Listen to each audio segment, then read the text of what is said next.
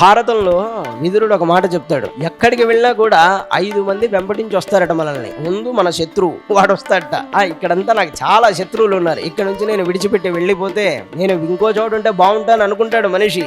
కానీ అక్కడ కూడా శత్రువులు ఏర్పడతారు, ఎందుకంటే వాడి కర్మలో ఉన్నాడు కాబట్టి. తర్వాత స్నేహితులు, రుణం కొద్దీ స్నేహితులు ఏర్పడతారు. శత్రువు, స్నేహితుడు, అలాగే మధ్యస్థంగా ఉండేటువంటి వాడు, మనం ఆధారపడి జీవించేవాళ్ళు, మన పైన ఆధారపడి జీవించేవాళ్ళు, ఇలా 5 మంది జీవితంలో ఎక్కడ ఉన్నా ఉంటూ ఉంటారు సుమా. కనుక ఇదంతా కూడా కర్మను అనుసరించి వస్తుంది.